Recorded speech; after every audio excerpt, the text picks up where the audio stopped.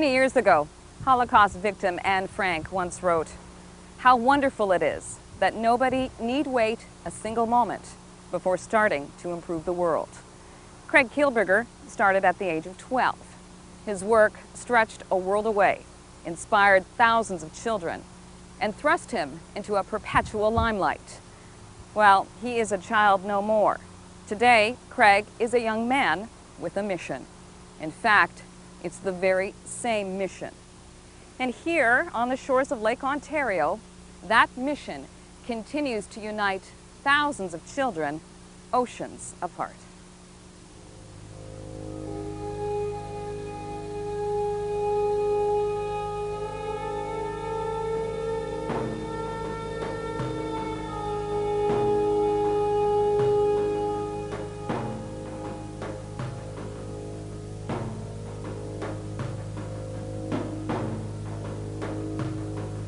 India, home to over 1 billion people, home to the highest concentration of child laborers in the world. The numbers are staggering, most recently pointing at over 70 million children who spend their days working throughout India's carpet belt or their days collecting and sorting garbage. But 10 years ago, and thousands of miles away, a young boy growing in Thornhill, Ontario, would open eyes around the world to an expanding and desperate plague. Born in 1984 to a family of teachers, Craig lived the typical suburban middle-class life. Boy Scouts, summer camp, hanging out with friends and his older brother Mark. But one morning, at the age of 12, everything would suddenly change. He would read a newspaper story about a young Pakistani boy who, at the age of 4, would be sold into slavery by his parents for less than $16. For 6 years, he would be shackled to a carpet-weaving loom where he would tie tiny knots each day for hours at a time.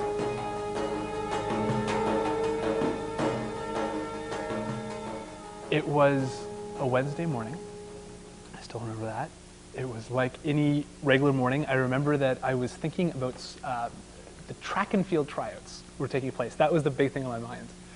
And grabbed a bowl of cereal, looked at the newspaper. It was the Toronto Star, and I was searching for the comic section, and there was this picture.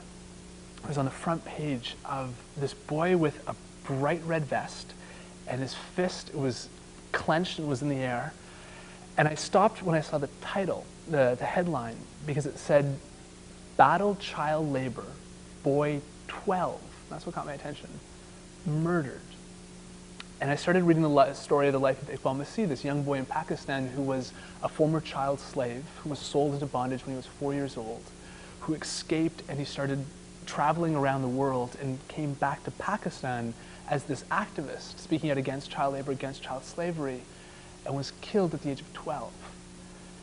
And I looked at my life, and I looked at his life, and I remember when I finished reading this article, I felt so angry about it that I actually tore it off the front page of the newspaper. I actually just ripped it off, and I shoved it in my backpack. And I was riding the bus to school later on that day, and I kept thinking, you know, what can I do? What can I do? I'm 12. But then I got in front of my grade 7 class and uncrumpled this article and held it up and said, "I need your help. I don't know what we can do, but we have to do something. Who will join me?" And about 11 hands went up. And we became known, if you count me, as the group of 12-year-olds. It is a youth group dedicated to the elimination of child labor and the exploitation of children. Craig and his friends were about to embark on a mission that would forever change their lives and the lives of the children who would join them. He slowly emerged onto the world stage as a leader, a child prodigy, a Pied Piper of sorts who would preach against the perils facing children around the world. A young boy who would dare venture out and educate the world about child labor. The accidental activist was born. But there is evidence, says Craig, that the activist inside of him was really born at an earlier age. I remember when I was 6 years old, Mark, my older brother was 12 at that time, and there was a grade 7 science fair project, and he did it on environmentally friendly home cleaners. And so as part of this, he created this crazy experiment contraption in our kitchen, mixing vinegar and baking soda and all these things, and proved basically that it was safer on the environment and better to use these homemade mixtures than the brand name products, and started a petition to challenge the Canadian government on this. And so I was 6, and I would kind of follow him along, holding this petition, going high school to high school, and he would send me out to go get signatures. And I would run through the spiel, and I'd practice with him and collect the signatures. And it was only years later did he actually tell me the reason he sent me out is because I was 6 and he thought I was so cute at that age that no one would say no. They'd sign the petition. When most 12-year-old boys were busy playing on the soccer team or beginning to notice girls, Craig was busy educating himself about the exploitation of children around the world. His personal mission would start a movement that saw children take the lead in what many adults had not been able to do before them. Craig and his newly formed team would begin meeting on a regular basis, planning, strategizing, raising money for a cause many of them were only beginning to understand. Fundraisers would lead to more fundraisers. And slowly, as we began this organization, it grew into an organization. People started asking, have you met these kids? And have you seen the reality? And do you know this is what they want?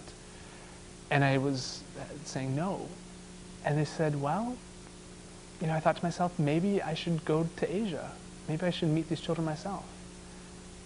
And that's really was the turning point. When I went to my parents, we went from being a small club that it was just, you know, we'd meet on Saturday afternoons to an organization.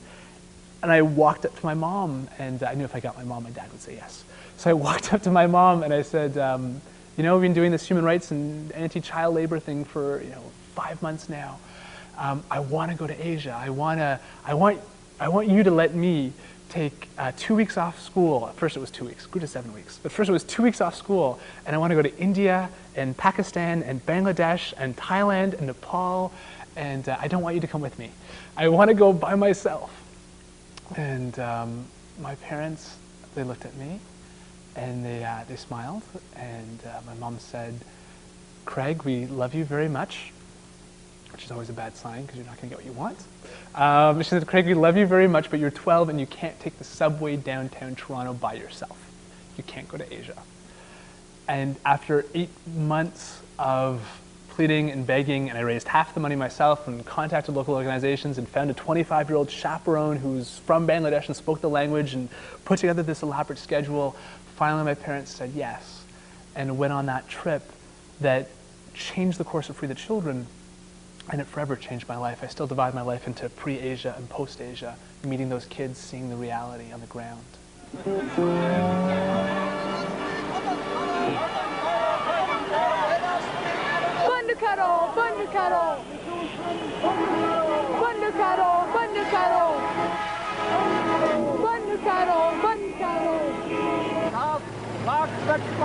Keo Satyarthi is the chairman of the South Asian Coalition on Child Servitude, SACS. One of SACS' roles is to organize raids to free children from bondage. Often children are working in factories under almost inhumane conditions that rival those of slavery.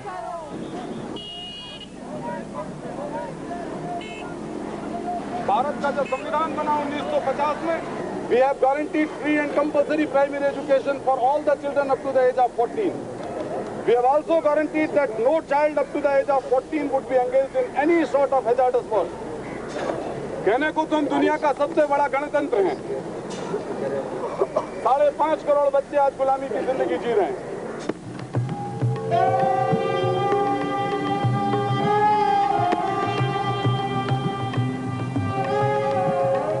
Very few people are willing to conduct raids on these factories because the carpet mafia is notorious for its violence.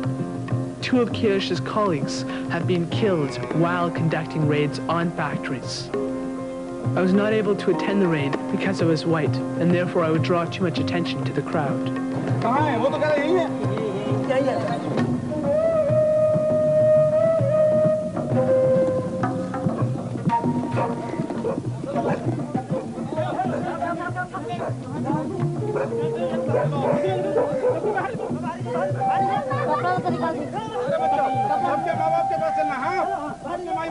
Many of the children had been held as virtual slaves, away from their families, friends, and childhood.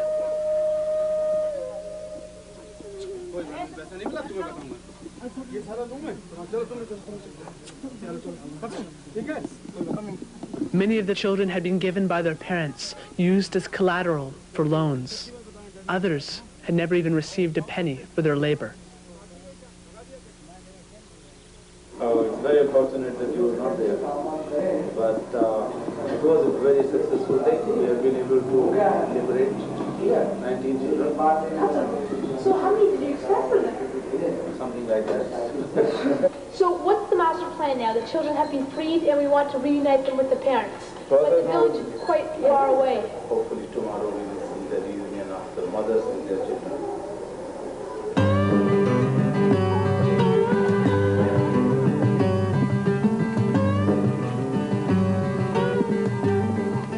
In many ways, my brother Mark is the reason why I got involved. And, you know, I'm very lucky to have him.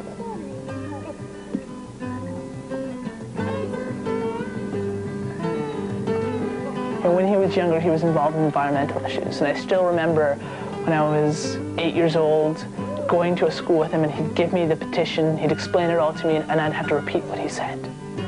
He was the first one that opened my eyes to human rights issues.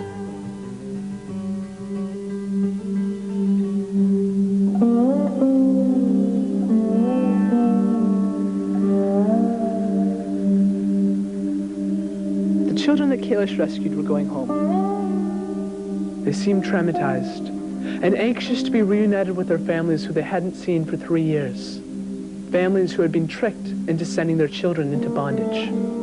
They described the abuse they faced, how when they made a simple error, they would be humiliated and beaten.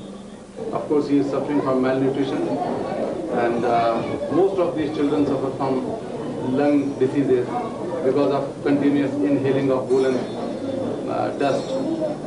When we went to rescue these children yesterday, we found that the entire place was full of woolen dust. There was no proper ventilation. It was extremely unhygienic to the children. There was no even proper lighting. But these children have to work since morning till late evening, and they were given only just 1 square meal a day.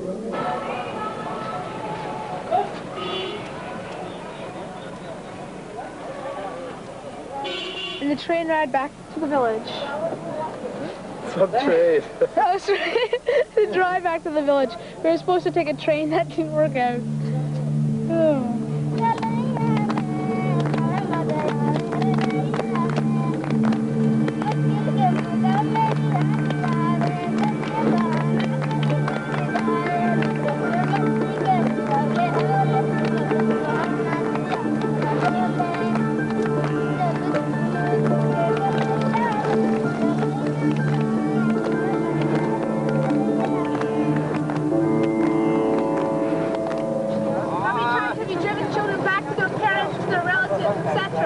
I think I have driven back like this a couple of 100 times. So how many children in total have you returned to their families and relatives? Well, so far we have liberated about 30,000 children in all these 15 years of time.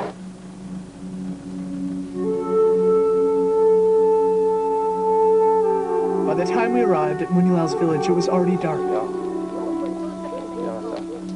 So now we are in the village of Ramavta. These are the villages which don't have any light, no electricity at all. Many of them have never seen a tube light or a bulb in their life. There's no question of telephone. Most of them have no idea of telephones. Most of them have never been to any hospital. There is no hospital. There is no approach road. There is nothing.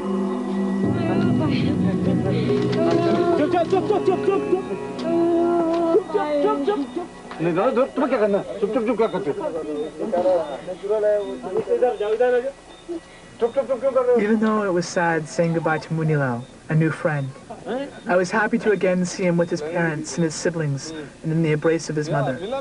Through their desperate poverty, they had been forced to send him into a life of slavery, but I knew now they would never again make that mistake.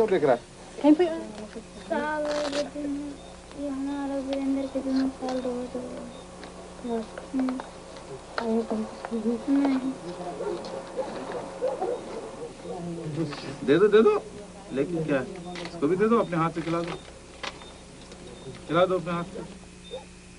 He says that it was very bad and I saw my mother in dreams, and she also said the same thing, that I saw you in dream.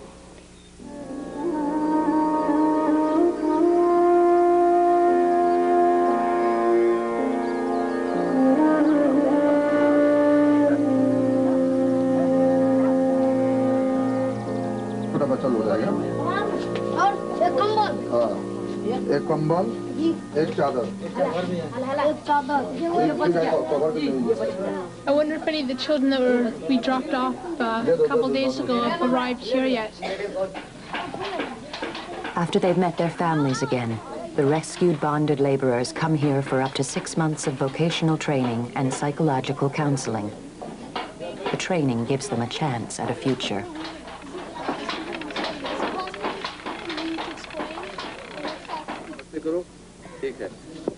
So he is that unfortunate boy who has been branded with red hot iron rods by his master on 1st of November's night, because he helped freeing his younger brother and another friend of him. He was caught. His hands and legs were bound with rope and branded with red hot iron rods several places. That you can see, also in the neck. He was in such a severe trauma, he was not speaking a single word, not crying, not smiling, no emotions, no feelings, but only after 3 weeks of continuous psychotherapy, he was able to speak. What was his first word? First word, he started, somebody saw that he is singing a song sitting there in the middle of it. Could he sing the song? Yeah. Yeah? वो गाना गाना तुम जरा, वही जो तुम गाते हो. जीना है हाँ. जीना है तो हंस के जियो में पल भी रोना ना. If you wanted to live, live with a smile, live with love. Don't cry. Don't shed your tears. There are storms. There are disasters in the life. There are ups and downs. But don't shed your tears. Smile. What we saw on that trip was everything from children who were literally bought and sold in situations of slavery in parts of Pakistan, where parents were paying off debts taken by their parents, and then their children in turn were sold into slavery. We went into the Patpong district of Thailand, the children who were being sexually abused by foreigners who were coming through. We went on raids in India, in Varanasi, helping to literally kick down the doors and bring children out of the factories, bring them to their families and to see them reunited, to seeing alternatives. You know, being in Kerala, a region that's almost completely eliminated child labor. Mother Teresa, meeting with her at the orphanage, seeing the home for the sick and the dying and the homes for the children, to meeting the Prime Minister, who was with the Team Canada trade delegation at the time and was talking about money and commerce and signing trade deals, but not about human rights or child labor. And holding a press conference with 2 freed former child slaves who told their stories to the Canadian Press Corps, who was there at the time, and put it on the front page of the newspapers across Canada and put it in the front page in front of the Prime Minister, and sitting down with him and meeting with him after that and saying, while you're here, you know, what Canada wants isn't just trade, it isn't more money, there are certain values that are universal and that are also close to us as Canadians, and those include the rights of children. It simply comes down to a question of political will and societal will.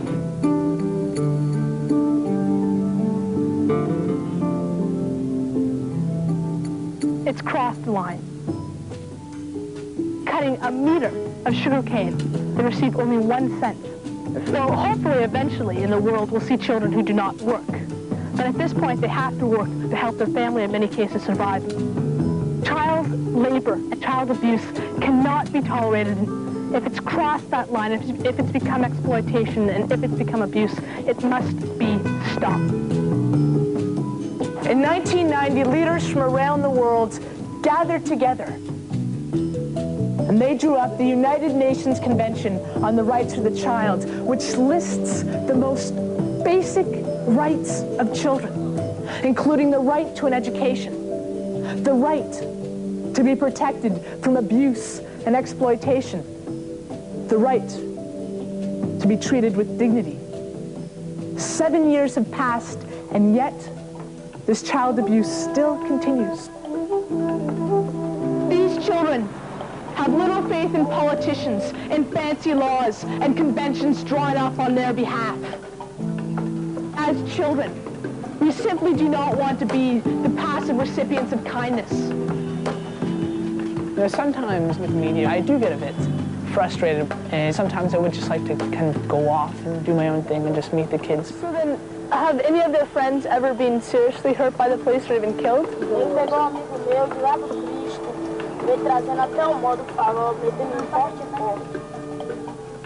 But I do realize that, you know, for every speech that I give, I can reach 100, 200, 1,000 people. But through the media, we can reach enormous numbers of people. They were shot or something by the police, does you think, or by who?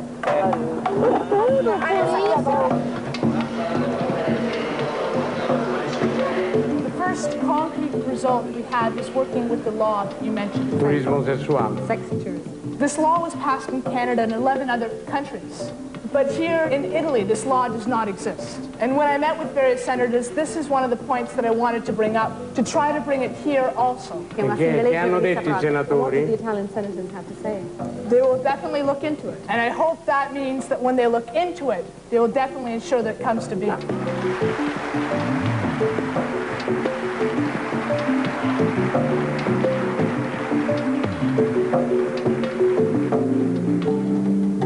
If no change was coming about, or if I was not doing this for a good issue, would I continue to do this? No. I am doing this for an issue which I love. And I am doing this for an issue which I care strongly about. And that's the reason why I do it. That's what makes it all worthwhile. As long as the media present the facts truthfully, as long as they act responsibly, then I think the media is doing a wonderful job. Then they will present the issue, and that will challenge people to take action.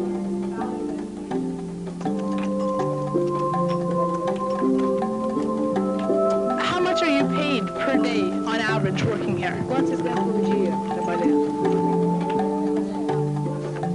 We at Free the Children are receiving thousands of letters from children around the world saying, "Tell me what I can do to get involved. I want to help to change the world." What we have to do is take that money, invest it in education, invest it in job training skills to help these street children. Okay, everybody knows that, but nobody doesn't do nothing here in Brazil. Well, it's a question of taking the steps. Meeting these children, I learned from that. You know, that's their gift to me. And then in turn, going to the media and taking their voice and repeating what they say, acting as a funnel for what they say, that's my gift to them. I want to be able to give them something. And I can't always promise them that we'll create a project in their neighborhood. I can't always promise them that their government will bring about a change, but at least it's a little thing which I can do.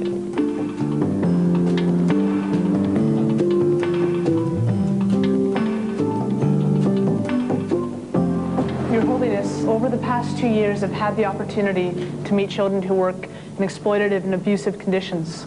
How can these children grow up to be peaceful when all they've ever known is violence? There is, I think, possibility to change this. Society must accept this part of our society and must bring into society with sense of caring. Thank you very much. Thank you. Thank you. Thank you. Can we grab a quick photo, Your Holiness? Thank you, sir.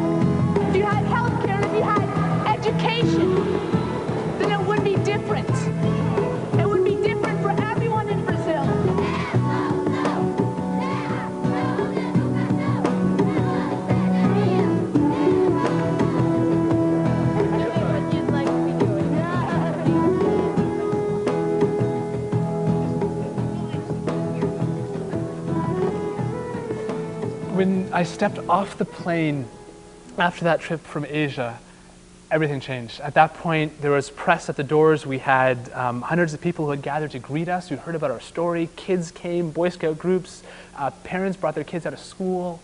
They all wanted to learn more about how they can help. We started getting letters and emails and phone calls and just this deluge of press from all around the world.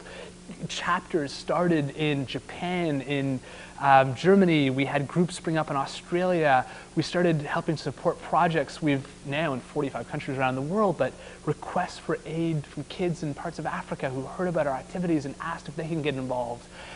It started to speak in schools, not just 1 and 2 at a time, but they would gather school groups together to hear about our mission. We would talk to kids who in turn they would go out and spread it even further. Websites popped up. Kids who set up their own versions, chapters of the organization, started to fundraise. Government leaders who invited us to sit down with them, changing laws in Canada, Italy, Mexico to better defend children's rights. Fundraising activities. Kids who would mail us at a time quarters to postcards that they had collected in pop bottle drives. Literally, almost overnight, a movement was born on people who heard about what we were doing, and especially kids who wanted to help.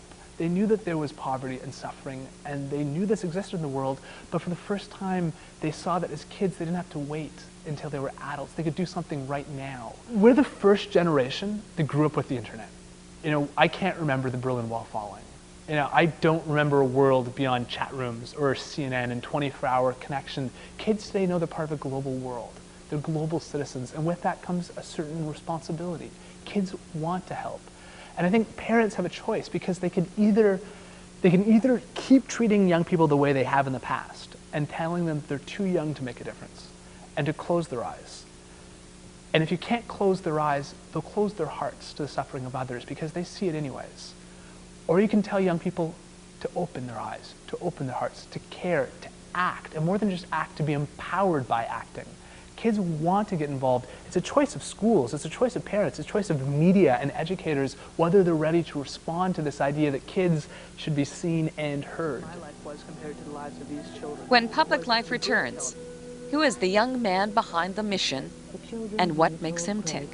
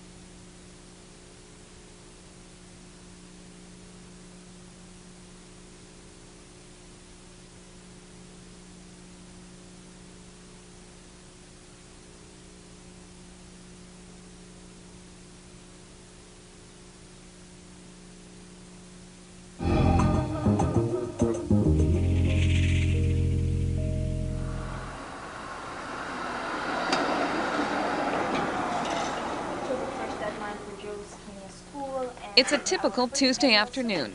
A short drive away from his classes at the University of Toronto, Craig is back at the Free the Children offices on College Street, nestled comfortably in front of his colleagues as they plan their next project. Founded by Craig in 1995, Free the Children is the largest international network of children helping children around the world. More than 100,000 youth are involved in 35 countries. The organization to date has built 400 Free the Children schools around the world. delivered 200,000 school and health kits to impoverished children, shipped more than $9 million in essential medical supplies, provided healthcare centers and community funding, and helped 123,000 people by providing access to clean water and improved sanitation. Today is different, though. Today, celebration is in the air as one of the staff marks a birthday. Here, life is openly celebrated, and special occasions are fodder for fun. Looking at words, the power of words, the power of labels. At 22, Craig has grown into a young man with the same driving force he had at the age of 12. He is a full-time student at the University of Toronto, where he is studying peace and conflict. His new goal is to pursue his PhD, then eventually to pursue a career with the United Nations. He's been nominated for a Nobel Peace Prize 3 times. In 1997, he received the State of the World Forum Award, and in 1998 was awarded the Roosevelt Freedom Medal. Despite an intensive academic schedule, he maintains his heavy involvement with Free the Children, but is moving away from his role of spokesperson in pursuit of higher learning. Dr. Dan Dolderman, or Dr. Dan as he's known, first met Craig last year. Craig, ironically, and most appropriately, was a student in Dr. Dan's positive psychology class. While Dr. Dan had heard of Craig long before, he didn't make the connection immediately. There was a Nobel Peace Prize nomination process that I actually stumbled across on the internet, and honestly I don't remember when this was, a couple of years ago, where people could vote on the person that they thought should be given the Nobel Peace Prize. And so I read the bios and or whatever, the little excerpts on each person, and that's how I discovered Craig.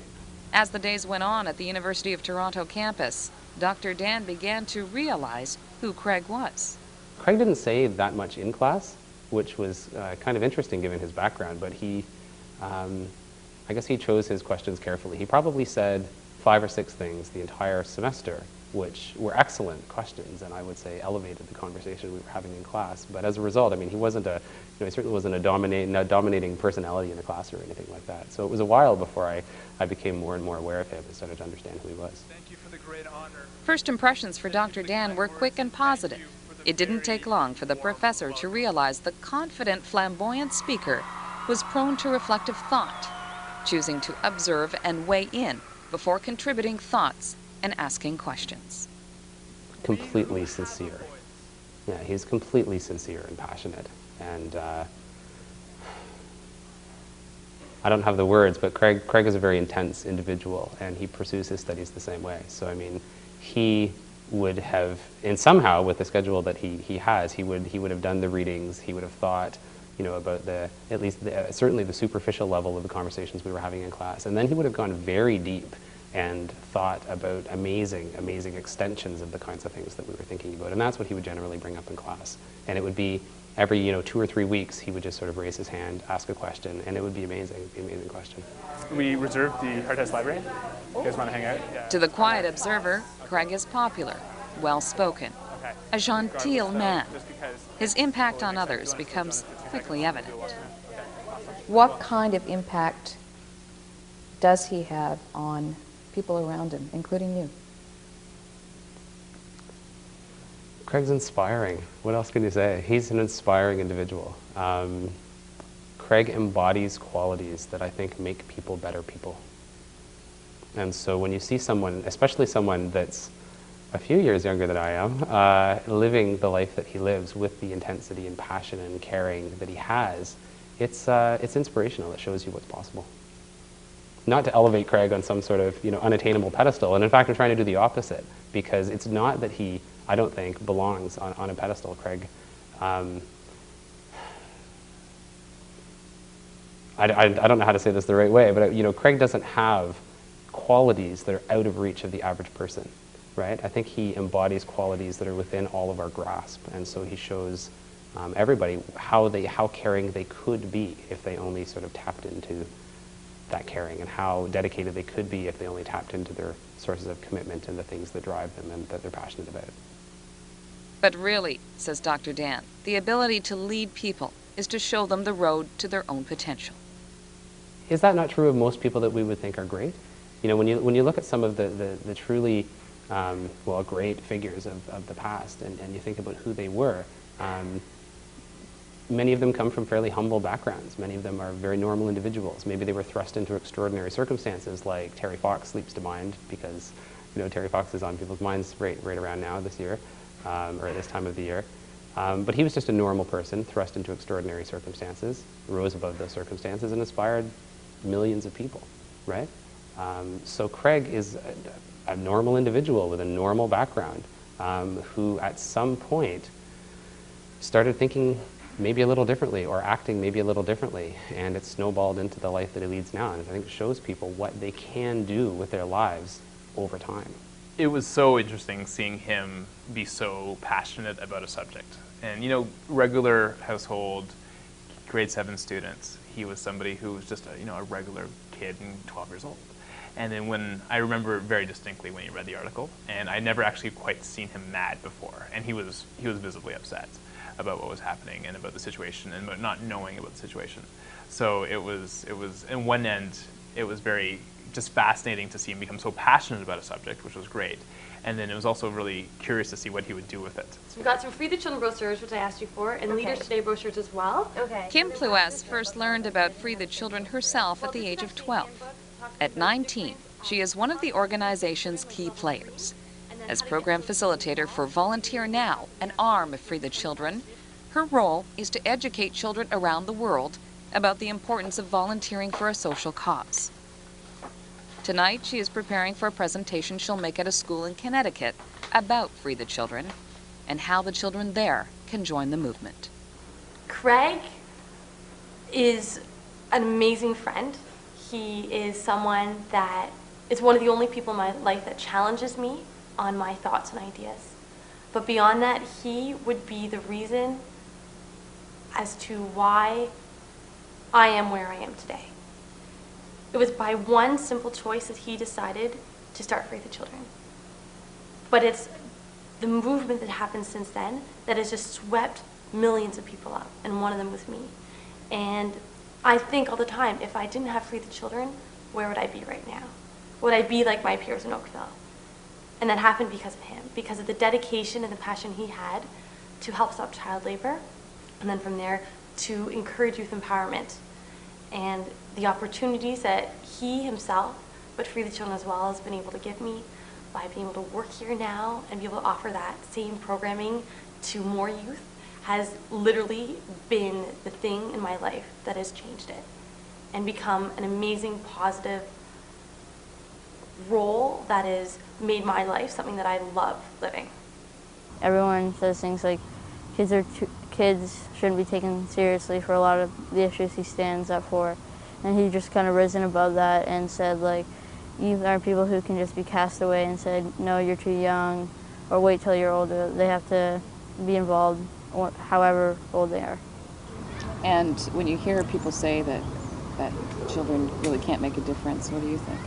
I just refer to, like, he's such a great example of someone who has. And he was once called, like, the most powerful kid in the world. I thought that was really interesting. But just, like, the amount he's done in such a short time, especially at the age he started doing it. Craig's an interesting friend. He's got the type of personality where you can just hang out with him, you can just have a great time, you can go see a movie, and then also you can also discuss about world issues. He can really help you out with some of the work that you do. So he's got that great mix of a type of character that you can really be yourself with, and you can still get your work done. He can teach you things, and it's great. Is he an average kind of guy? He's an average type of guy, yeah. He still loves to do what regular young people do. We still have time to go out and go catch a movie, go out dancing. We can do many things, and he's still like the same type of things that all of us do, yet he's still also that person who has depth of character and really is dedicated to what he does, and which really inspires us, being his friends. It's still pretty inspirational having him around. If you could describe him in 5 words, just 5 words, what would you say? Intelligent, a great role model, a huge heart, dedicated, and passionate. I don't think Craig ever has a bad day because he makes the best out of everything. Whether it's just him laughing. He falls down the stairs, he's laughing. He's just anything. If something does go bad, he makes the best of it. He just channels any negative energy, anything, and he'll just channel that into something positive, making the best out of everything. How do you think he does that? Everybody has bad days. Craig is he's something else. There aren't really words to describe what type of person he is, but he's just able. He's so passionate about what he does every day. He lives it from day to day, and he can get over anything, really. Can we dissect Craig, or an individual such as Craig? Wow, that's a really good question. Dissect. I mean, no, basically. Like, I know you probably want a different answer than that, but I think we can identify broad factors that have a fairly reliable and predictable influence on people's behavior and things like that. But for any individual to say exactly what makes them tick, exactly what was the turning point in their lives, or what is the quality that leads to whatever outcome you're interested in, I don't think you can do that. Over a broad class of individuals, you can say the kinds of things that lead to certain outcomes. So we could do that with Craig. Okay, let's try that. Okay, sure. Well, if I okay, so if I had to identify two characteristics of Craig that have led him to where he is right now. I mean, you could carve this up in a number of different ways, but if I had to identify two, he's caring. Craig is extraordinarily caring. He's confident, right? Craig has the confidence to be the 12-year-old kid standing up in front of his class or his school or whatever and starting to get people involved in something. Those qualities, having that confidence, that sense of efficacy or whatever you might want to call it, and having that compassion or that caring or that empathy, those qualities are somewhat mysterious, and where do they come from? Who knows, right? But they reliably do come from stable, caring backgrounds where people were raised in certain ways. So there is a certain nod, I think, one should make to Craig's parents. They did a great job producing Craig and Mark, obviously, as individuals who have that sense of confidence to begin with, and have the perspective, I guess, to look outside of themselves, right? To look at what's going on with other people, and to be willing to care about them.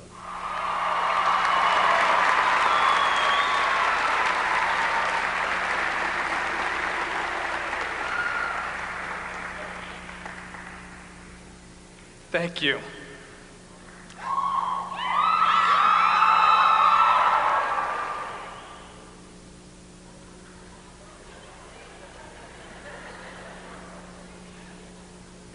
Thank you for the great honor. Thank you for the kind words, and thank you for the very warm welcome.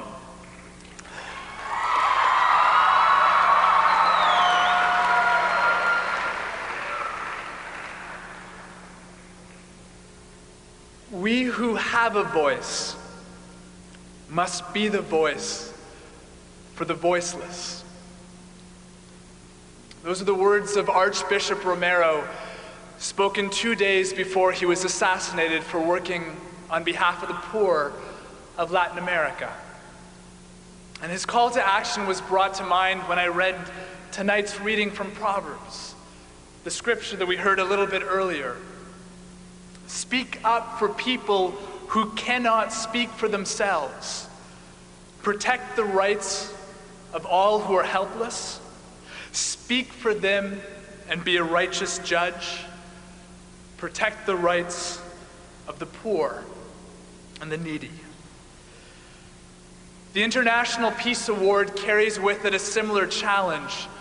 And on behalf of Free the Children and our youth members, I wish to express our deepest appreciation and gratitude for this great honor. My thanks especially to President Stephen Vesey for believing in the power of young people, to Clyde Wendell for your gracious support, to Andrew Bolton for your warmth and your generosity. Et je veux aussi dire un grand bonjour à tout le monde qui a voyagé une très longue distance pour être ici aujourd'hui, y compris les délégués de la Polynésie française, la Nouvelle-Calédonie, Et bien sûr, mon pays, le Canada.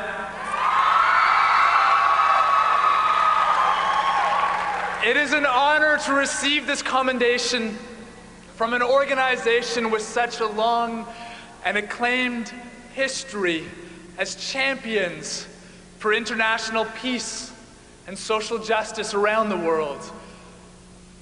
The Community of Christ, since its earliest days, has been an advocate since the 1830s on the frontier. Your organization was started by young people.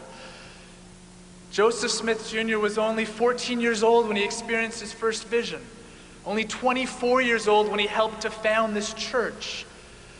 Today, 50 years later, you continue in that tradition of being an advocate for children's rights, of supporting those who are conscious objectors to war, and speaking out for those who have no one else to speak for them, drawing attention to the plight of people, particularly right now in Darfur, in Sudan. In accepting this recognition, we're privileged to follow in the footsteps of distinguished civil rights leaders and peace builders, some of whom were mentioned this evening, many of whom are life mentors for me, role models, and I'm honored to call them friends. Craig has an amazing ability to focus his concentration. And I think that's, I don't know if he did when he was 12, I have no idea, but he does now. And maybe that has something to do with the life he's led over the last 10 years. I mean, if you spend any time with him in a normal day, his days are crazy. And the BlackBerry and, having conversation with somebody and then, having to make decisions about something else and knowing that he has to catch a plane in 20 minutes and somehow study for, his exam two days later because he's a student. And somehow he holds that all together, and he holds that all together by being incredibly focused on what he's doing. So again, where does that come from, right? That's another one of those qualities. Craig is somebody who is an amazing, passionate leader, number one. He is somebody who is deeply committed about the mission, but he also internalizes it. It's not a situation whereby it's just, for the sake of doing the mission. It's something that he basically and very much cares about. And I have the privilege of seeing him in different circumstances. I have the chance of seeing him backstage when he's coaching the kids before they go in front of the benefit concert and they're so nervous. And he acts as that mentor. I have the chance to see him when we're in Kenya together and he is buying bread for the street kids that nobody else can see, but he's buying bread for them just before we leave and we drive off to our place that we're staying in Nairobi. And of course, he just doesn't want to have him to have a chance to just have eat that night. He wants to make sure that everybody has a chance to eat. He's very personable. He's very approachable, and he's very human, and he just cares. He's just somebody who deeply cares, and I have the privilege of seeing him putting that care into action on, yes, a global level, international level, and a Canadian level, but also on a one-to-one level. And one day, a very senior person in the government called me over and he said, "Hey, Mark, what type of legacy do you want to leave?" And this senior government official said, "I think you should go volunteer in the slums of Thailand." But for a street child in the slums of Thailand, something as simple as knowing your birthday is a luxury. And so a lot of these kids simply did not know when their birthday was. So for me and for leadership, and one of my sparks was a very special day. And I asked them, I said, "So how do you celebrate your birthdays?"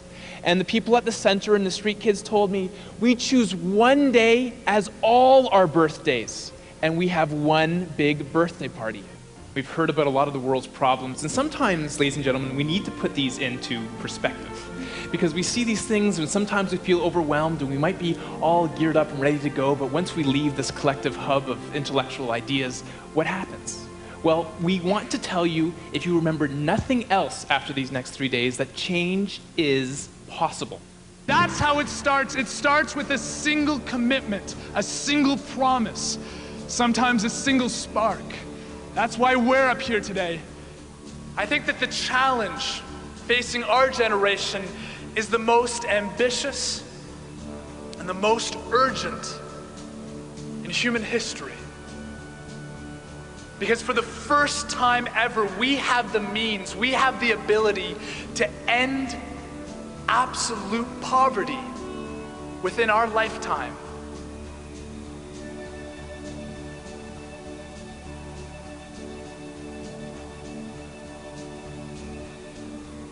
I'd like to commit to building 100 schools around the world. 100 schools. Oh my God. We were building schools, primary schools, and we were having a problem. We were running late on construction. And when we went to the elder of the community, this tiny woman, and we said, we have a problem, what are we gonna do? And she said, no problem. I'll call a Minga. And we said, a what? And she said, I'll call a Minga. And she walks out of her house, this tiny hut, and she shouts at the top of her lungs, tomorrow there will be a Minga.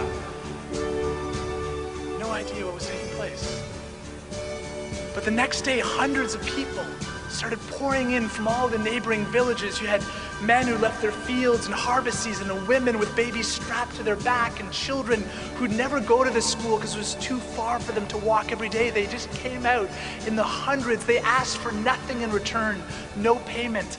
They volunteered their labor, they built the school, and they even brought food to share with the community, and then they left. We were amazed. We never imagined that 10 years later, our projects would impact the lives of more than 1 million children all around the world. Building over 400 primary schools, clean water projects, medical clinics in 21 developing countries, here in North America, working with student leaders. The time for action is now. We are not apathetic. There are many battles left to be fought. In our organization, we have a slogan that we are the generation that we have been waiting for. It means that we cannot wait to be leaders of tomorrow, that we as young people are called right now to be leaders of today. What do you get out of this? Unbelievable amounts. I'm the luckiest kid in the world, and I still believe that. Who else growing up would have had the chance to sit down and learn from the Dalai Lama or the Pope or Mother Teresa or some great human rights leaders and kids, to travel the world, to have a chance to really do something at the end of the day that you can be proud of and you can smile and you made a difference in the world. I'm a big believer that out of everything that we've given, we've received so much back in return. And anyone who volunteers will say the same thing. Everyone knows that to be life's greatest secret, that when you get involved helping others, it helps you.